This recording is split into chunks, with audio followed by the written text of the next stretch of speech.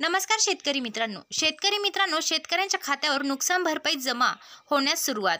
महाराष्ट्रातील शेतकरी बांधवांसाठी आनंदाची बातमी आहे। राज्य सरकारने अतिवृष्टीमुळे नुकसान झालेल्या शेतकऱ्यांना वाढीव मदत देण्याचा निर्णय घेतला आहे। म्हणजे शेतकरी मित्रांनो, या निर्णयामुळे विदर्भ आणि मराठवाड्यातील शेतकऱ्यांना मोठा दिलासा मिळणार आहे।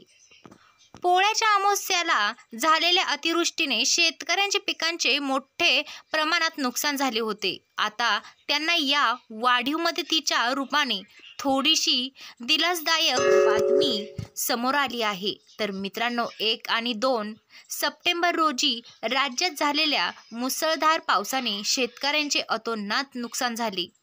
तर मित्रांनो, अनेक ठिकाणी पिकांच्या डोक्यावरून पाणी वाहून गेले, तर काही ठिकाणी 2 दिवस शेतात पाणी साचून राहिल्याने पिके संपूर्णपणे नष्ट झाली। विशेष कपासीचे पीक भुईमुग सपाट झालेले आहे। तर या परिस्थितीमुळे शेतकऱ्यांच्या मनात चिंता निर्माण झाली। तर मित्रांनो, नुकसान भरपाई वाढ राज्य सरकारने शेतकऱ्यांच्या व्यथा समजून घेतल्या आणि त्यांना वाढीव मदत देण्याचा निर्णय घेतला।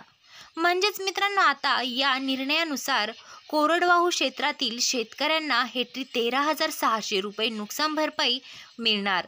तर मित्रांनो, उदाहरणार्थ जर एखाद्या शेतकऱ्यांकडे 3 हेक्टरीपेक्षा जास्त क्षेत्र असेल तर त्यांना 40,800 रुपये मिळतील। तर मित्रांनो, तर बागायती क्षेत्रातील शेतकऱ्यांना 17,000 रुपये मदत मिळणार आहे। पीक विमा योजनेचे महत्त्व या संदर्भात पंतप्रधान पीक विमा योजना ची माहिती भूमिका आहे। म्हणजेच मित्रांनो, या योजनेचे अंतर्गत नैसर्गिक आपत्तीमुळे झालेल्या पीक नुकसानीसाठी शेतकऱ्यांना विमा संरक्षण मिळते। 2023च्या खरीप हंगामापासून जे 2024-26च्या रब्बी हंगामापर्यंत या योजनेच्या अंमलबजावणीसाठी शासन निर्णय जारी करण्यात आला आहे।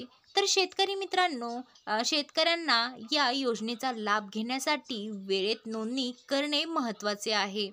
म्हणजेच मित्रांनो, प्रभावित पिके यंदाच्या अतिवृष्टीमुळे विशेष कापूस, तूर, सोयाबीन या पिकांचे मोठ्या प्रमाणात नुकसान झाले आहे। म्हणजेच मित्रांनो, या पिकांसाठी पीक विमा नुकसान भरपाई मिळणार आहे। तर आता परंतु फळबागांचेही मोठ्या प्रमाणात नुकसान झाले आहे। तर या संदर्भात अद्याप स्पष्ट धोरण जाहीर करण्यात आलेले नाही। शेतकऱ्यांसाठी आता महत्त्वाच्या सूचना: पीक विमा दावा करताना काळजी घ्यावी लागणार आहे। अवकाळी पावसामुळे झालेल्या नुकसानीसाठी पीक विम्याची भरपाई मिळत नाही, त्यामुळे नुकसानीचे स्वरूपात नीट समजून घ्यावे। कीड व रोगामुळे झालेल्या नुकसानीसाठी विमा मिळत नाही, केवळ नैसर्गिक आपत्तीमुळे झालेल्या नुकसानीसाठीच विमा संरक्षण उपलब्ध असते। वेळेत माहिती द्या: नुकसान झाल्यास 72 तासाच्या आत विमा कंपन्यांना कळवणे आवश्यक आहे। तर मित्रांनो, फोटो व व्हिडिओ पुरावे जतन करा। नुकसानीचे फोटो आणि व्हिडिओ काढून ठेवा, जेणेकरून दावा करताना ते उपयोगी पडतील। सर्व कागदपत्रे तयार ठेवा: 7/12 उतारा, पेरणी प्रमाणपत्र, बँक पासबुक इत्यादी कागदपत्रे पण मित्रांनो फारच आवश्यक आहे। तर मित्रांनो, लवकरात लवकर शेतकरी खात्यावर नुकसान भरपाई जमा होण्यास सुरुवात पण होणार आहे। तर मित्रांनो, अशाच नवनवीन अपडेटसाठी आपल्या चॅनलला सबस्क्राईब करा।